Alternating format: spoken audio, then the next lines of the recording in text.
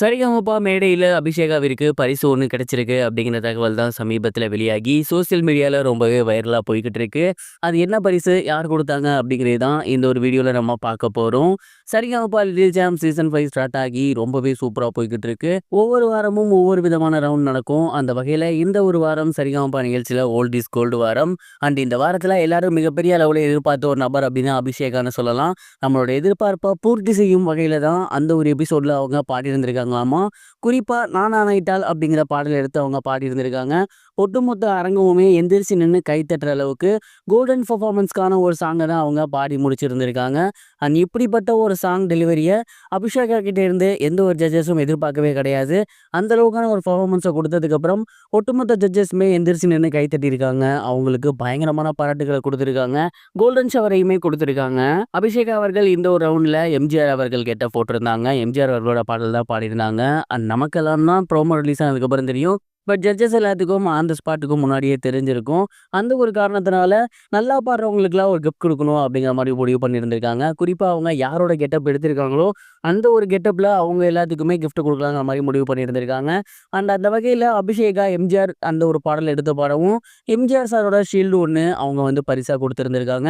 குறிப்பா ஜட்ஜஸா இருக்கக்கூடிய 4 பேருமே சைன் போட்டு, அந்த ஒரு ஷீல்ட அபிஷேகாவுக்கு குடுத்திருக்காங்க அப்படிங்கிறது தெரிய வந்திருக்கு. இந்த சீசனோட ஒரு ரைசிங் ஸ்டாரா அபிஷேகா அவர்கள் உருவாகியிருக்காங்க அப்படின்னு தான் சொல்லணும். ஏன்னா ஒவ்வொரு வாரமும் ரொம்பவே யூனிக்கான சாங் செலக்ஷன் இருக்கு. அதே நேரம் ரொம்பவே நேர்த்தியா பாடி ரசிகர்கள் மத்தியில பாராட்டு மழையும் வாங்கி போய்க்கிட்டு இருக்காங்க. அதேபோல இந்த வாரமும் ரொம்ப சூப்பரா பாடி ஜட்ஜஸ் மத்தியில ஷீல்டையுமே வாங்கியிருக்காங்க. ஸோ கண்டிப்பா இந்த ஒரு சீசன்ல ப்ராமிசிங் ஸ்டாரா அவங்க வருவாங்க அப்படிங்கிற மாரி தான் நான் நினைக்கிறேன். இது மட்டும் இல்லாம இன்னும் ஒரு சில குழந்தைகள் இருக்காங்க. ரொம்பவே சூப்பரா பாடுறாங்க. ஸோ இந்த சீசன் முழுக்க முழுக்க பயங்கர டஃப்பா போகும் அப்படிங்கிறதுல எந்த ஒரு சந்தேகமே இல்ல. இத பத்தி நீங்க என்ன நினைக்கிறீங்க? கமெண்ட் பாக்ஸ்ல மறக்காம ஷேர் பண்ணுங்க. இது ஒரு புறம் இருக்க, தளபதி விஜய் அவர்கள் முதல் முறையா ஜனநாயகன் படத்தோட வெளியீடு தள்ளி போயிருக்கிறது குறித்து வாய் திறந்திருக்காரு. குறிப்பா அவரு இந்த ஒரு விஷயத்த பத்தி என்ன சொல்லியிருந்தாரு அப்படின்னா, "நான் அரசியலுக்கு வரப்போறேன் அப்படிங்கிறத முடிவு பண்ண உடனேயே முதல்ல முடிவு பண்ணது, நம்ம கமிட் ஆகியிருக்க ப்ராஜெக்ட்லாம் ப்ராப்பரா பண்ணி குடுத்துட்டு ரிலீவ் ஆக்கிரணும்.